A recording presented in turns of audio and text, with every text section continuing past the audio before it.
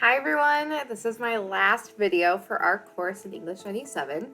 So this is going to go over just revising your cover letters and submitting your final portfolio for the course.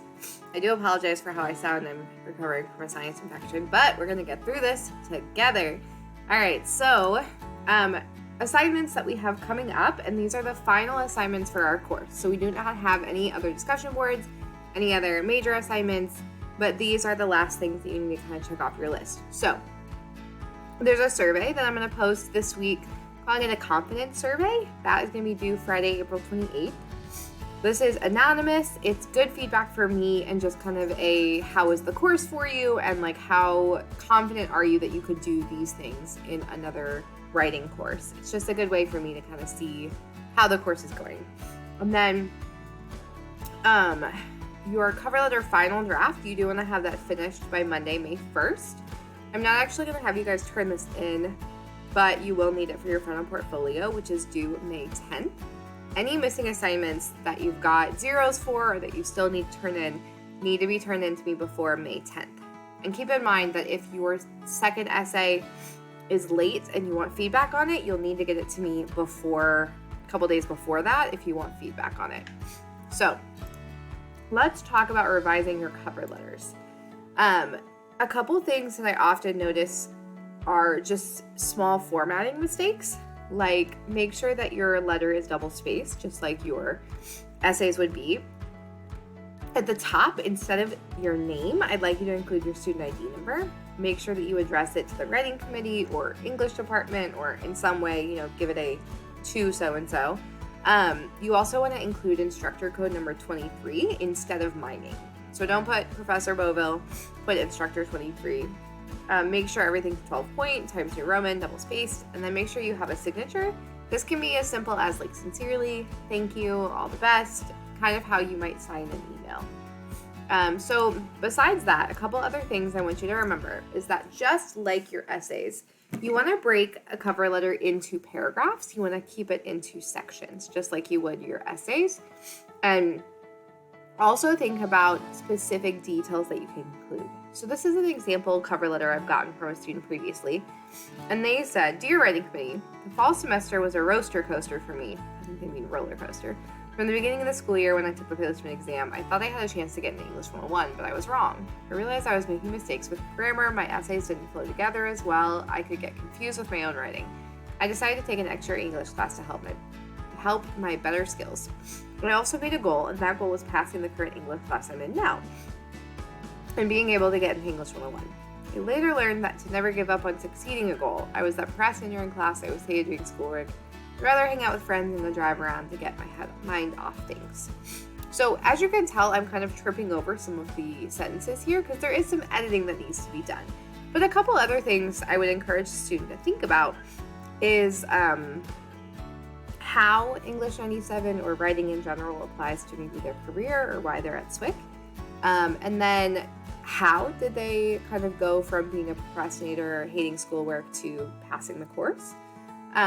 And then just to break up their ideas. All right, so make sure that you've got paragraphs. I don't need you to add any more information necessarily, but just hit enter so that you have space between your ideas. And something I've also noticed is that you want the last sentence of your first paragraph to be your thesis, your point, your overall, like, this is why I'm writing to you. And that applies for a cover letter as well as an essay. Another thing you want to do is make sure that you edit. So as you can tell, I was reading this out loud and tripping up on some places where I think there were some confusing things, like they said roaster coaster here instead of roller coaster, and they need, start a new sentence here, but use that immersive reader tool or read your paper out loud, send your letter to the Success Center. All of these are good ways to edit your letter. All right, so once you've got your cover letter to where you want it to be, you want to compile your portfolio together. So I'd like you to take all three pieces, your cover letter, your portfolio essay 1, portfolio essay 2, and put them in one document. Now, when you think about the order of your essays, this matters. Do you want to start with your weakest first? Do you want to start with the one we did first in the course? Do you want to start with maybe a lighter topic and then go more serious? Really depends on how you'd like to approach it. And I'd like for you to put these in one document and remove my name and your name. Again, you want to include your student ID only and instructor code number 23. So a couple ways that you can create one document. You can copy and paste into one Microsoft Word document and save that all together. You can do this also in like Google Docs, Microsoft Word Online. Just make sure that you select all of it.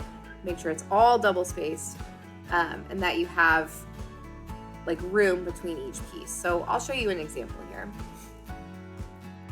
On our Blackboard course, when the final essay assignment of the final portfolio becomes available in a few days, you'll see here this final portfolio and the portfolio example. This is for a previous student, and you can see they've got instructor code 23, their student ID number, and then they have Dear Writing Committee. They should have capitalized here, but keep going. And then you can use this to kind of see what your portfolio should look like. They've got their cover letter here, signature, ID number again, and then on the next page, they start their first essay called Politics. You can see that the whole thing is double spaced and that they have paragraphs breaking up their ideas. Keep scrolling. Then here was their second essay they included called Mrs. Hamby. You can again see they have a title, double spaced. It all looks very similar. This is how you want your portfolio to look. I know it seems kind of boring, and that's just something that we kind of expect. So that example can help you sort of figure out, okay, how do I make this one piece? So a couple reminders, your final portfolio are due May 10th, and there are no exceptions to this deadline. I have to turn in your portfolios on this day to the English department, so I do not have any more time to give you. Make sure you submit them on Blackboard and remove my name and your name. Include your student ID and instructor code 23. That's all you need. Other than that, I'm really, really, really proud of all of the work you guys have done this semester. It's been an honor being your teacher. I hope I see you again soon, either on campus or in an online course. And if you need to meet with me, if you haven't conferenced with me yet, if you're kind of not sure if you're going to get your portfolio done, please reach out. Shoot me an email and we will, take some time to do that. We've got about 2 weeks before these are due, and in that time, I hope that we'll wrap up this course and you can move on to what you'd like to do next. So I will talk to you guys soon.